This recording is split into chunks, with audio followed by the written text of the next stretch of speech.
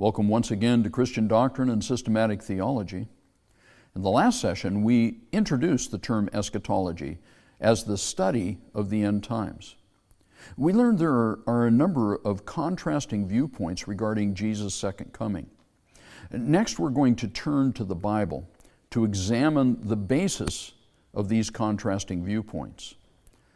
At the end of this lesson, you should be able to distinguish between views regarding Daniel's 70 weeks prophecy.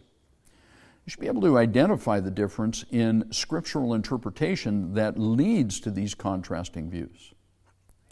Well, let's jump right into it. 70 weeks are determined for your people and for your holy city to finish the transgression, to make an end of sins, to make a reconciliation for iniquity, to bring in everlasting righteousness, to seal up the vision and prophecy, and to anoint the most holy. Know therefore and understand that from the going forth of the command to restore and build Jerusalem until Messiah the Prince, there shall be 7 weeks and 62 weeks. The street shall be built again, and the wall even in troublesome times. And after the 62 weeks, Messiah shall be cut off, but not for himself. And the people of the prince who is to come shall destroy the city and the sanctuary. The end it shall be with a flood. Until the end of the war, desolations are determined.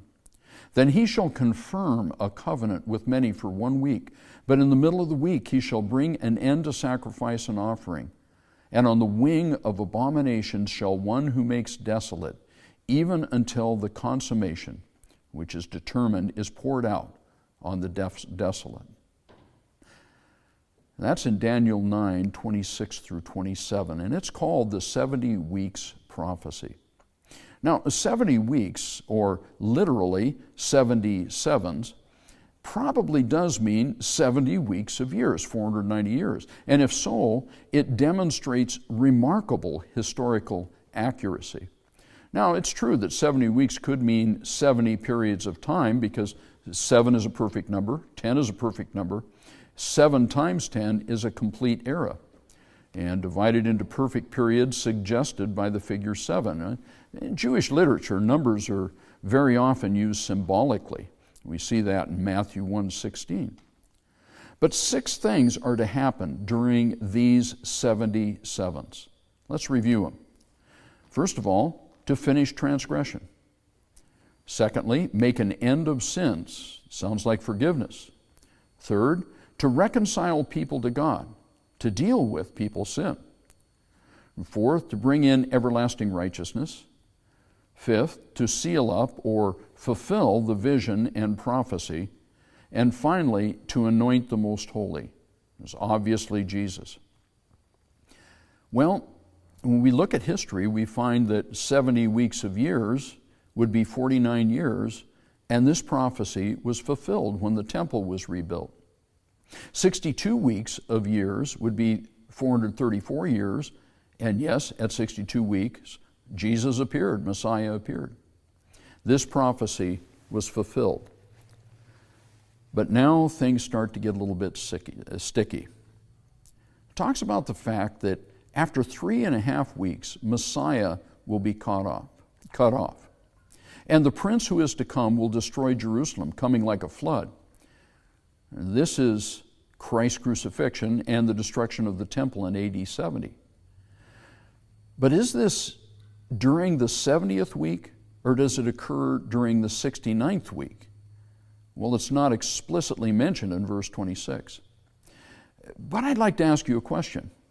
If you were reading this for the very first time with no preconceived ideas, would you think the events of verse 26 occurred during the 70th week or during the 69th week? Now, there are 2 theories about this. The dispensational view is that verse 26 is an interlude which occurs after the 69 weeks, but before the 70th week.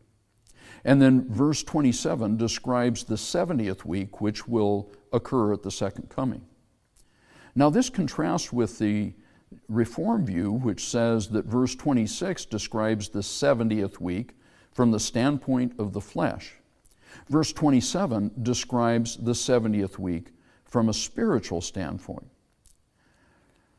He, in verse 27, is key. The dispensational view is that he is Antichrist, one who is revealed just before Jesus' return. The Reformed view is that no, the he they're talking about is Jesus, who is completing his work in the first century. The question is, can either or both of these views be reconciled with Matthew 24:15 through 35? So Daniel's 70th week prophecy is demonstrated to be historically accurate through the 69th week for sure. But Bible-believing scholars disagree on how to interpret the 70th week of the prophecy. Reformed theologians generally believe that the 70th week occurred in the first century and describes Christ's work on earth. Dispensational theologians generally believe it describes the time of Jesus' second coming. Now, before we look at the end times according to Jesus, I'd like to have you read all of Matthew 24 and spend some time discussing the sequence of events that have been revealed by our Lord.